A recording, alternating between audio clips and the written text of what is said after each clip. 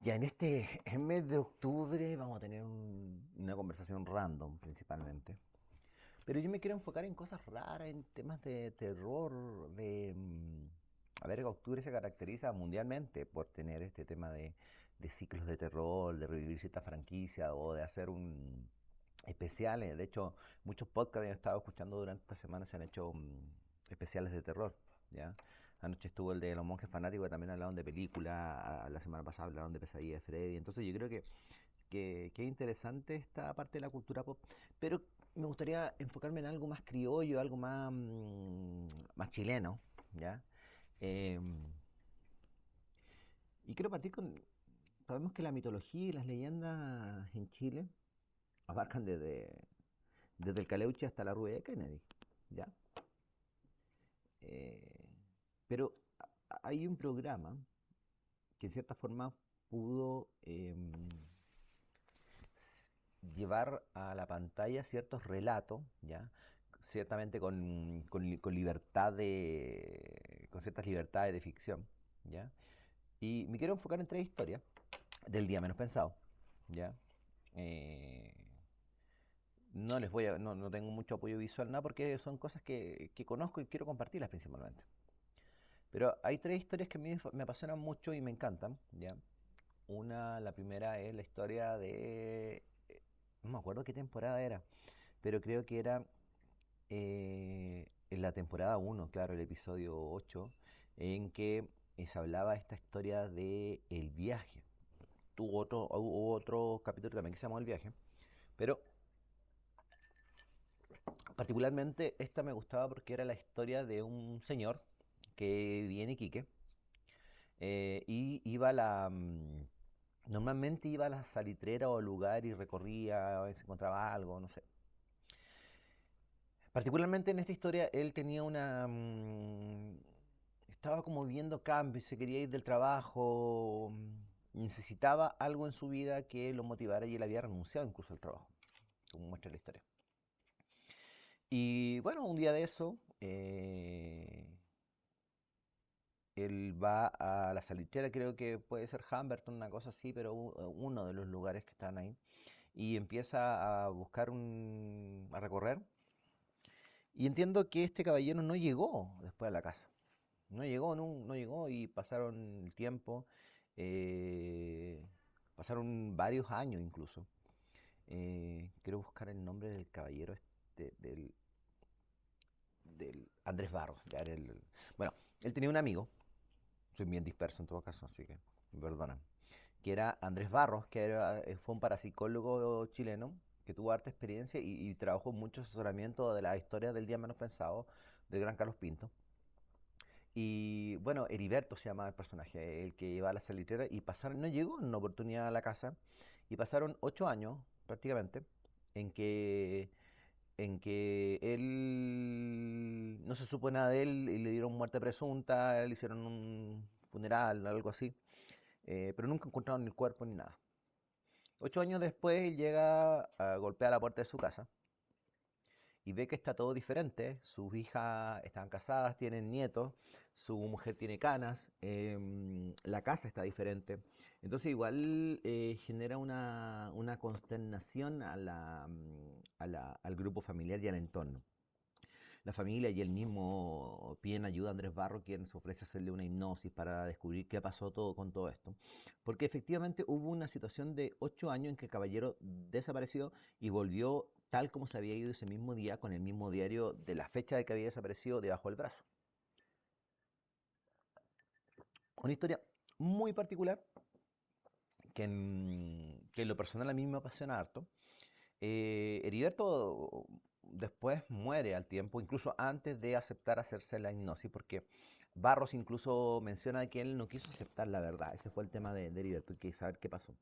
Ahora, podemos mostrar que la historia podriese llevar a una abducción, ¿ya? Tenemos la historia, entre comillas, la del Cabo Valdés, el marido de la Pati Maldonado, no sé. Sin embargo, las menos características son temas de abducción porque acá no se ve ninguna intervención o algo que haya pasado en su cuerpo, en su imagen. Y la verdad es que se basó en eso. Investigando, y lo hice este año, eh, en la obsesión que tengo por ciertos capítulos del Día Menos Pensado o algunas historias voy y yendo un poquito más allá de la verdad. También en un momento quise estudiar periodismo y no lo hice. Yo creo que por ahí va, o los dotes de investigación que sí me gustan. Y encontré que esta historia, si bien es cierto, él dice que se le cambian los nombres, los lugares y los nombres. eh, Hay gente que asevera que efectivamente ocurrió en Iquique, pero encontré un origen. Y esto no ocurrió allá, sino que ocurrió acá en la región de Atacama, específicamente, y aunque no lo crean mis amigos que me pueden estar viendo y me decir, este weón está mintiendo, no, cerca de Vallenar, en una extinta localidad llamada Las Perdices, que se podía encontrar cerca de la localidad actual de Llanos de Lagarto o Canto del Agua, ¿ya? Y ocurrió lo mismo con un señor que fue en un tiempo diferente, que desapareció también por 12 años, una cosa así, y volvió a su casa. Déjame buscar, que sé que la tengo por acá. Lo busqué así como las perdices Vallenar y me apareció la historia. Claro, es la ruta de Algarrobo que le llaman, que es la quebrada de Algarrobal.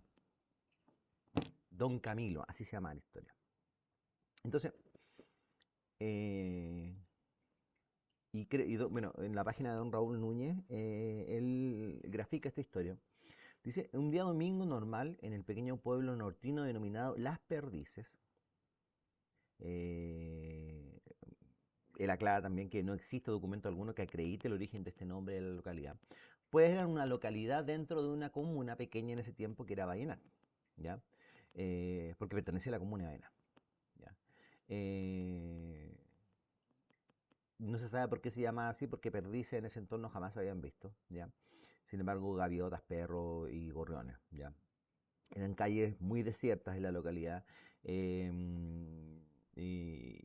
no sé, pues, ya. En la casa de don Camilo Espinosa, aquel domingo no acudían a misa, pues esperaban importantes visitas familiares de Santiago y cocinaban empanada y tortilla, rescoldo y todas las cuestiones que se hacen acá para el norte, la churrasca con pedre, no sé. Don Camilo, siguiendo la costumbre de sus padres, ya fallecido, se preparaba para ir a recoger el periódico al kiosco de la plaza como todos los domingos y luego venir a leerlo en su sillón preferido en el salón. Un sillón brilloso y bastante gastado de tela que lo cubría. Él era un recuerdo familiar y pese a los reclamos de doña Laura, que era su esposa, seguía en su lugar inmutable pasando el tiempo. Don Camilo salió pausadamente en busca de su periódico, diciendo a su esposa Laura que estaría de vuelta a mediodía y preparó una cajetilla de Liberty, mira los cigarros, ya, para fumar mientras estuviera leyendo. Era un hombre de costumbre fija y cumplía rigurosamente sus horarios de cita y de caballero, ¿ya? Mientras caminaba por las largas calles de este poblado, en medio de un sol que no calentaba mucho en ese tiempo, porque tiene que haber sido invierno, ocurrió algo que nadie sabe hasta la fecha que pasó. Pues para ser breve y en poco vocablo, desapareció durante algunos años, don Camilo. Algunos testimonios cuentan que 8 y otros dicen que hasta 21 años, ¿ya? Inútiles fueron los esfuerzos para saber de su persona. La policía, sus investigaciones nada aportaron, los largos interrogatorios a su familia tampoco. El rumor popular comenzó lentamente. Primero eran habladurías de los pequeños almacenes del Albarrote que decían que se había ido con otra mujer, en fin, un montón de cuestiones. Bueno, su señora no volvió a casarse, muy similar a la historia de Heriberto en Iquique. Eh, no por falta de pretendientes, sino por sucesiva protección a su hija, pues el desaparecido don Camilo había resultado ser eh, chancletero, es decir, tuvo solo mujeres, el término viene. Y la mayor, de nombre Adela, se casó con un joven nortino y así sucesivamente. eh, la vida siguió para toda esta familia sin parar el tiempo y empezó, no sé, hubieron circunstancias múltiples que hacen que la familia tenga cambios lógicos, separaciones, disputas, etcétera. Pero curiosamente la familia de doña Laura, las hijas continuaron viviendo en el enorme terreno que había heredado don Camilo de sus padres, que era en la localidad de Las Perdices, cerca de Ballena. Construyeron dependencia independiente, cada uno a su casa en el mismo terreno, en la misma parcela, y siguieron sus vidas con normalidad con sus maridos e hijos. La tradición no cambió y se continuaban juntando los domingos en torno a la mesa en la casa de la ya anciana doña Laura. A pasar las tardes, estoy leyendo, así que estoy leyendo la letra es muy pequeña, con abundante almuerzo, en fin. Esos días doña Laura pensaba mucho en don Camilo, ¿qué pasaba? Hasta aquí todo he sacado de los comentarios y las documentaciones que se podía encontrar de esta historia. Em, y haciendo como un resumen y tratando de establecer un orden racional, podemos añadir que la aparición de don Camilo a los años después, con el periódico bajo el brazo y su cajetilla, un día domingo, una cajetilla Liberty, ocurre. O sea, don Camilo volvió 21 años después, o 8 años, dice que está en ese dato, em, y concuerda con muchos porcentajes, con muchas leyendas de este tipo. Entonces, lo que quiero decir que esto ocurrió antes de llegar a la Hacienda Castilla, ¿ya? Ahí me están dando más referencias del lugar de dónde era, ¿ya? Eh, el paso del tiempo ha comprobado que este tipo de leyenda o historias se repite. No estoy diciendo que la historia de Heriberto Iquique sea falsa y sea esta la verdadera, pero se repite. Y así como otra historia que voy a comentar ahora. Pero es interesante, me pareció muy interesante descubrir que ocurrió esto, acá en mi vaina, ¿no es cierto? Eh, la siguiente, una historia internacional, diría yo. Ya, porque ocurrió en todas partes. Recuerdo que mi amigo Rodrigo Sarte contaba la historia y decía que le había pasado a alguien, no sé si era un familiar, un primo, una cosa así. Pero es la historia de la chaqueta de cuero. Y el día menos pensado la grabó como la Eternamente Juntos. ¿Ya? Y mira, hay una película, un fanfilm, una película independiente que hicieron de esta. La voy a buscar más ratito ahí entretenerme en YouTube. La chaqueta sobre la tumba, la chaqueta de cuero. ¿Ya? El día menos pensado la graficó en Los Andes y contó una historia con mucho más contexto porque el hecho puntual es muy acotado.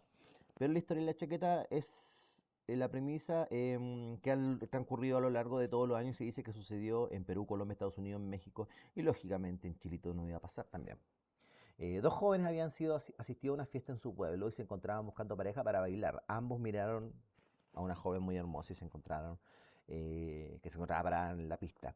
¿Ya? Le invitan a bailar, ya en una noche fría, uno de ellos se va con la chica y le presta la chaqueta para abrigarse y la acompaña a las cercanías de su casa. Ella le dice, déjame por acá nomás porque yo tengo que llegar solo, mi mamá me va a retar, no sé. Sucede que al tiempo, y mañana ven a buscar la chaqueta y esta es mi dirección, yo vivo allá, en tal lado. Ya. Ambos se subieron al auto y se fueron y dejaron a la chica ahí en la supuesta casa. Al otro día este joven va a buscar la chaqueta y golpea y la mamá le dice, no, o sea, ¿de qué está hablando? Si mi hija murió hace 5 años, una cosa así. No obstante, al- atormentado con esta situación, él va al cementerio y la chaqueta está posicionada ahí en la historia, o sea, en la tumba, ¿ya?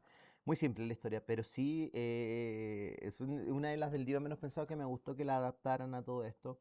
Y claro, se llamaba Eternamente Juntos, una cosa así. Eternamente Juntos, o sea, algo así se llamaba la historia. Claro. Esta fue el. Uy, no me acuerdo cuál fue el episodio. Rajala Carmen Gloria Bleski. Y aquí mostraba la historia de Renata. Había tenido una relación como con un hombre casado, quedó embarazada y al enterarse cae en una depresión y tiene un bebé, ¿ya?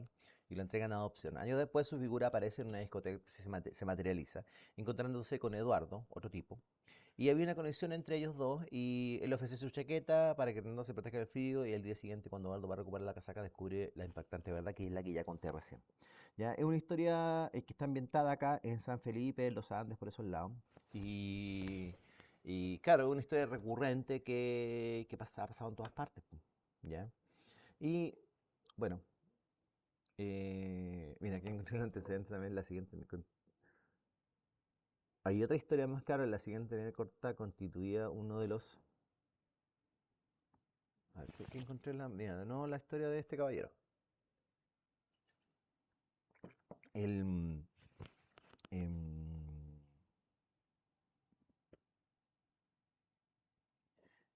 Ya, dice, la siguiente leyenda corta constituye uno de los hechos más famosos de Chile y es un hecho hasta el día de hoy. De ser verídico, nadie se ha podido explicar. Cuenta que hace algunos años habitaba en la ciudad de Iquique un hombre jubilado al lado de su esposa y su única hija. Claro, la historia de Heriberto, ¿ya? Eh, que se homologa a lo que conté de la historia de las perdices. Es bien atractivo este tema de las abducciones. Y la otra historia que a mí me gustó mucho y es muy atractiva y también tengo antecedentes que está basada en un hecho real, es porque consideramos que las cosas del día menos pensados no todas son verdad, ¿ya? Que actúa la Sonia Vivero, ¿ya? Y me encanta la Sonia, fanático del trabajo que hizo Sonia Vivero siempre. Fue uno de los últimos trabajos que creo que es la temporada 8 del día menos pensado, una cosa así, o 7, no sé. Pero se llama El Niño y está ambientada en los cerros de Valparaíso. Hay eh, en una oportunidad, una familia, la mamá y la hija, estaban tomando como té en la noche, una cosa así, y golpean la puerta. Golpean la puerta y venía un niño que pedía algo para comer o que le dieran algo. Y ellos efectivamente lo hacen pasar, le dan de comer, le dan leche. Y así fueron repitiendo, y era como esto ocurría como a las 10:15 o a las 11:15 de la noche. Empezaron a buscar más antecedentes, empezaron a buscar el lugar donde vivía este niño. Paralelamente, esta mujer que era profesora estaba escribiendo un libro, cuentos cortos, cuentos extraordinarios. Y ahí nos encontramos con que sí, efectivamente, ubican al lugar donde vivía este niño y se dan cuenta que había una persona que era la mamá de él. Y, y pasa el tiempo y incluso en una oportunidad ellos le mandan un chal a la mamá. Un chal, una manta que había tejido y se le entrega supuestamente. Ellos van a ver a la señora siempre hablaba de su hijo, que llegaba tarde en la noche porque le ayudaba. La señora no tenía mucha plata, pero en una oportunidad ella murió por un tema de una enfermedad como ¿cómo se llama esta cuestión que le dio la mamá del padre de Perdón nuestros pecados? No era como tifo, era como tuberculosis, una cosa así. Había quedado débil con eso. Y esta mujer muere. Y en el momento que ellos se acercan y ven que murió, dijo, oye, ¿dónde está el niño? Debe estar quedado solo. Y la que le arrendaba la casa o la pensionista donde vivía esta mujer con su supuesto hijo, dicen, no, pues si su hijo murió hace muchos años, ¿ya? En un accidente en el centro de Valparaíso. Una cosa como en Avenida Argentina, una cosa así. Y bueno, así quedan trastornados ellos también y consternados, perdón la palabra, y se dan cuenta que efectivamente hubo esa situación. Y el padre de esta familia había presenciado el lugar y no le había prestado ayuda a este niño. Entonces, y la historia de este accidente, ella lo había incluido en sus cuentos cortos. Bueno, es una historia, está en YouTube también para que la vean, pero es muy atractiva y da cierto miedo, pero da cierta sensación de ternura a la situación, pero sí, lógicamente llama mucho la atención, ¿ya? Pero son como tres historias que han pasado acá en Chile, ¿ya? Yo digo, deberían llevar, no sé, por a Tololopampa, ¿ya? Yo siempre digo, yo sé dónde está Tololopampa. Yo creo que he estado en Tololopampa. Cerca de este lugar que mencionábamos, Las Perdices, hay un camino eh, interior hacia la cordillera de la costa, que es por la quebrada del Garrobal, ¿ya? O Boquerón Chañar, que se llama. Y nos encontramos eh, con Canto del Agua y mucho más allá. Hay restos de que en algún momento se levantaron ciertas edificaciones, ¿ya? Y la historia de los Pampas es simple, pues cuentan que hay un pueblo que en la noche, que en un camino puede ir un vehículo y se hace muy tarde y de repente encuentra un pueblo donde hay muchas luces, hay fiesta, hay música, muy parecido a lo que se comenta con el Caleuche. Y las personas van, beben, comen en este pueblo y al otro día despiertan y se encuentran con que con que no hay nada. Entonces despiertan como en el desierto, ¿sí? ¿Ya? Es una leyenda recurrente, yo creo que hay algunos cortos animados por internet pero se enfocan un poco más en el tema de la princesa Tololopampa. Supuestamente es un pueblo que fue castigado o maldecido, ¿ya? Porque se cumplieron los 7 pecados capitales en el pueblo. Entonces, de alguna forma se castigaron así como a Sodoma y Gomorra, una cosa así, ¿ya? y alguna relación debe tener la persona que llega a este pueblo o a este lugar ahí en esta región. ¿Ya? Mismo lugar, mismo lugar donde en alguna oportunidad, y yo creo que lo mencioné el año pasado con el capítulo de la isla Friendship, donde se había visto a esta gente de la isla Friendship tratando de comprar algunos terrenos. Alguna conexión, quizás sea un portal, que quizás sea una entrada a la tierra hueca, no sé. Pero son cosas extrañas que pasan acá en la provincia. Me acuerdo con hace mucho tiempo también hubo una historia de, mm, de una mujer. Yo siempre le pongo color a esta historia porque no es tan así, pero sí algo ocurrió. Tomó un taxi y llegó el taxista, la llevó y le dijo, déjame acá, y se paró afuera del cementerio municipal. Y la mujer atraviesa el portón y el taxista queda así como ahí en shock. Yo siempre digo que lo veo siempre, que lo encuentro y está en una persona que está como en estado catatónico, ¿ya? Por lo tanto no puede aportar mucho más allá. Ahora, no sé cómo se sabe la historia si la persona quedó en estado catatónico. ¿Sí? Ahí empezamos a conjugar y vemos qué tan real o qué grado de verdad tienen estas cosas. Pero hay que contarla de esa manera, ¿ya?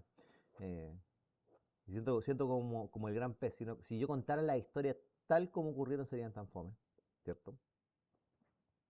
Entonces nos encontramos también con otras situaciones. eh, Me acuerdo cuando estaba estudiando y fuimos a la localidad de Barraza, en la cuarta región, en el Valle del Limarí, parece que. Y en Barraza había unos letreros que por esta calle caminaba la Llorona, una cosa así. La Llorona queda una historia universal actualmente. Eh, y siento que yo la escuché una vez, estábamos en la playa, y que no estoy mintiendo. Estábamos con dos amigos, con Felipe y Pablo. Eh, o sea, yo creo que a esta altura no sé si nos imaginamos esta cuestión, pero creo que la última vez que conversé con Pablo, o sea, no la última vez, pero en alguna oportunidad mucho posterior a eso, no, nos acordamos que sí, efectivamente nos pasó eso. Nosotros sentíamos la llorona afuera de nuestra carpa. Y tuvimos un tiempo así como muy mínimo entre abrir el cierre de la carpa y revisar si es que alguien había al lado o nos estaba molestando. Porque nosotros también acostumbramos a asustar a nuestros amigos con las carpas, le echábamos arena en la carpa, pensando que alguien nos estaba molestando. Entonces no había tiempo para que alguien arrancara porque estábamos solo en un lugar donde había muchos metros, donde no había nadie y se podía ver si alguien corría. Abrimos y dejaron de llorar. Eso pasó como el año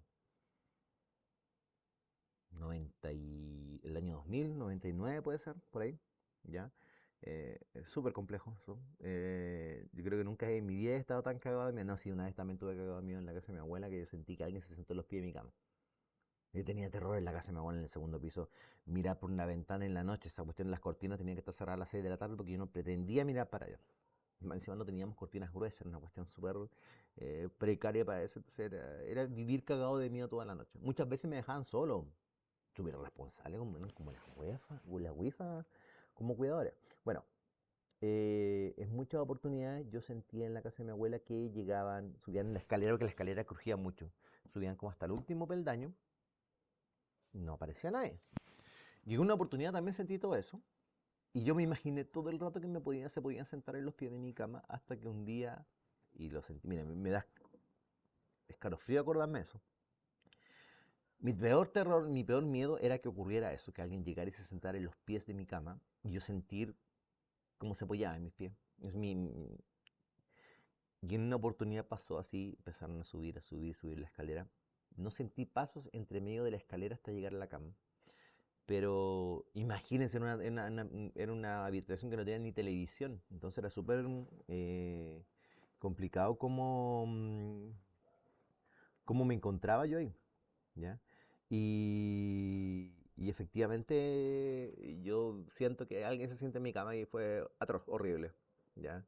Eh, También tiene que haber sido, yo creo que estaba en mi enseñanza media o antes, incluso octavo básico por ahí, súper complejo. Eh,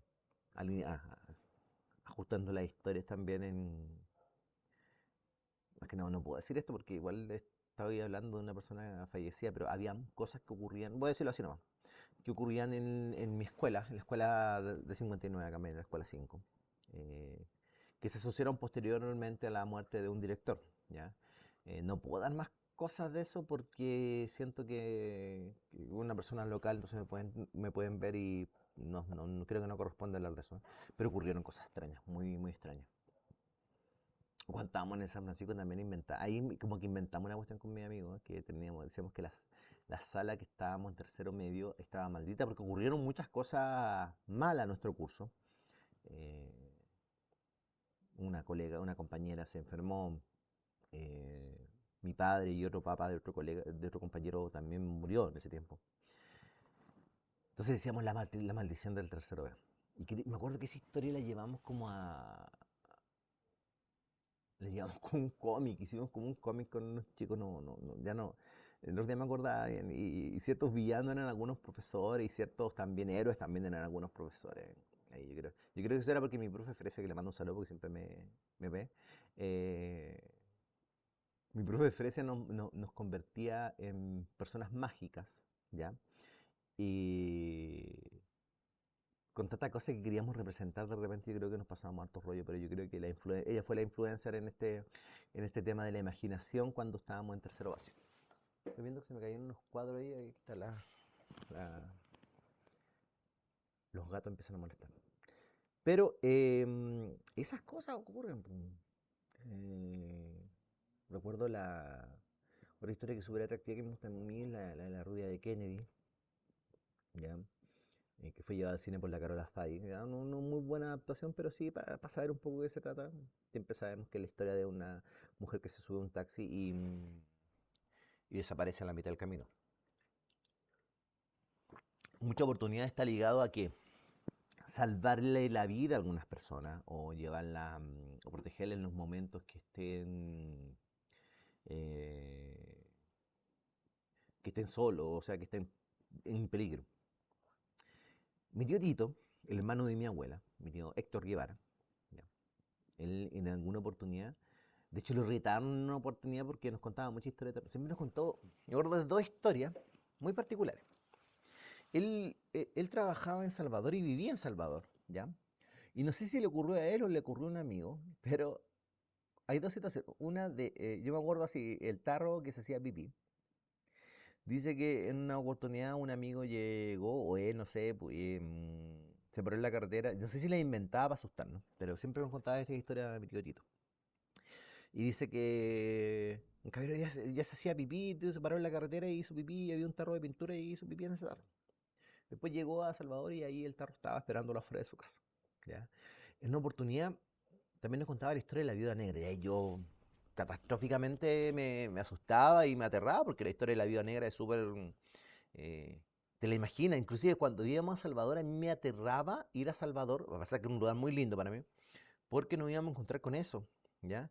En una oportunidad fuimos en el furgón de mi papá y pasamos por la entrada de Diego de Almagro, o sea, te vas a Potrerillo o entras a Salvador y dice, está la carreta de la viuda, que supuestamente es el lugar donde hay una abertura en la tierra y te encontré con la historia, con la misma viuda negra, ¿ya?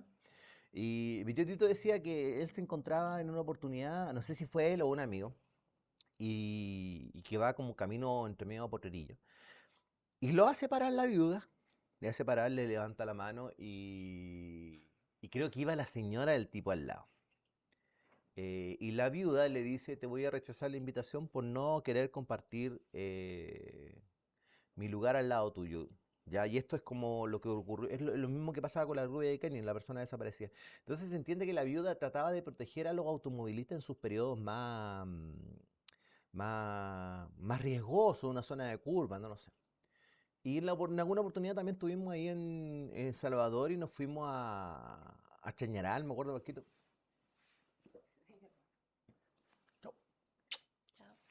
Nos fuimos a la casa de mi tía, no, el día que vivía en Barquito. Y en Barquito estaba la famosa pintura del niño que llora, ¿ya? Y que la había hecho un tío, ¿ya? Yo creo que esa noche no dormí nada porque era aterrador ver la imagen del niño que llora, ¿ya? Y que después con el tiempo descubrí la historia que eran no sé cuántos niños que le hicieron estos cuadros, hay muchos cuadros iguales, pero que los niños habían muerto en un orfanato. Entonces, igual nos encontramos con una situación aterradora para un niño. Yo me acuerdo que yo, no sé si me hice bichí o no, pero no quería levantarme en la noche porque me iba a encontrar con este niño que lloraba. Entonces, efectivamente nos pasan estas cosas, esta historia. eh, Y un poco las cosas que yo quería compartir, o sea, en mi vida siempre he estado enfrentado a este tipo de situaciones o rodeado de personas que le han pasado estas cosas. Em, Personalmente, lo más freak que me ha pasado, o no sé si freak, pero siempre he estado ligado a este tema del ocultismo o las cosas esotéricas o, como decía una persona anteriormente, alguna vez, em, una persona que, una muy querida amiga me decía, eh, a este mundo invisible. Siempre he estado ligado a este mundo invisible. Y hace un tiempo, y esto lo compartí con muy poca gente, hace exactamente 2 años prácticamente, porque fue en septiembre, me contacté con una persona que parece que era de la zona central de Valparaíso, por videollamada, estábamos en ese tiempo con puras videollamadas, que es una medium, ¿ya? Y ella me hace un ejercicio que se llama prueba de vida. Normalmente en la previa ella me dice, yo le digo quiero contactarme con mi papá, que había muerto, mi papá murió en el 98, 99. Me dice, es muy difícil que lo logremos, pero no lo vamos a dejar de intentar. Normalmente siempre lo hago con personas que tienen 5 años de fallecido, pero no tanto. El enganche fue inmediato. Esta cuestión se llama prueba de vida porque mi papá, desde el otro lado, demuestra una prueba de vida. ¿Ya? Demuestra que él vivió y que él es él. Fue muy emocionante. Ya me relató muchas situaciones que iban a pasar o que estaban pasando en ese rato. Muy sanador para mí también contactarme con mi papá. A pesar de que yo ya sabía que mi papá estaba en un lugar, un buen lugar. Mi papá se había suicidado hace más de 20 años y normalmente hay ciertas historias que dicen que las personas que mueren de esa manera no ascienden de la forma más natural. Pero en una oportunidad, un señor, recuerdo que don Jorge, él me dice, él ayuda a que mi padre ascienda. Es una oportunidad en que ciertos demonios, ciertas manchas estaban aterrando a mi sobrino Maximiliano. Ya, son historias más personales, pero efectivamente pasó ahí. Pero yo tenía la necesidad o curiosidad también de contactarme con mi papá. Pero lo curioso de todo esto, que cuando ocurre este contacto de esta medium con mi padre, además de establecer una conversación, efectivamente, él hablaba de de que él estaba con su abuela, con la abuelita Mercedes, me acuerdo yo, una abuela Meche. Preguntó por su mamá, preguntó por mi madre, o por mi hermana, no me acuerdo si preguntó, sí, sí preguntó también. Pero también entre ese lapso, y lo digo con mucho respeto porque yo sé que tengo familiares en Facebook y me pueden escuchar esto, pero entre ese lapso me dice, ¿quién es Sergio? Yo así como bien perdido, le digo, no sé. Ah, mi tío Sergio, le dije, él murió hace 2 meses. Ya, él aparece y él dice que está ahí, pero es una persona que se me está cruzando entre medio, me dice, y él se me cruza y dice, oye, dile que estoy acá. Y efectivamente mi tío Sergio. Después me pregunta y me dice, ¿conoce a alguna Lidia? Porque ella también está ahí. Y yo no me acordaba, po. Yo le dije, no conozco a Lidia, no la conozco. De hecho, después me dijo, ¿conoce a alguna Meche Macha? No, tampoco, es que ella está con tu papá. Y Meche, claro, era su abuela, pues. Después lo asocié. Cuando le conté a mi abuelita y empecé a acordarme algunas cosas, pues claro, Lidia sí, pues. También en abril, no recuerdo cuando, parte de ese año, también había fallecido una tía y que también estaba presente. Entonces, una de las cosas que me dejó claro y me dejó como motivado a creer en otra vida fue esto de, de saber que ellos se agrupan, de que por afinidad te reencuentran en este otro lado, en este lado invisible, que nosotros nos vemos en esta otra dimensión, en este cielo, en lo que queramos llamar. Eh, Sé que también estaba la esencia de algunas personas que también se han ido, que yo quiero mucho. Pero fue muy sanador para mí, ¿ya? Y lo digo de estas palabras, fue lo más frico, lo más extraño que logré en mi vida. Eh, Siento que fue muy sanador. Entonces, si alguno tiene la oportunidad de hacer esta prueba de vida con algún ser que ya no está, háganlo. sin temor a nada y creo que te motivan a seguir adelante, ¿ya? Y eso, esas cosas quería compartir, ¿ya? Breve. Y quiero decirles que somos personas comunes y corrientes, pero que siempre nos enfrentamos a situaciones extraordinarias. Buenas noches y nos vemos en noviembre.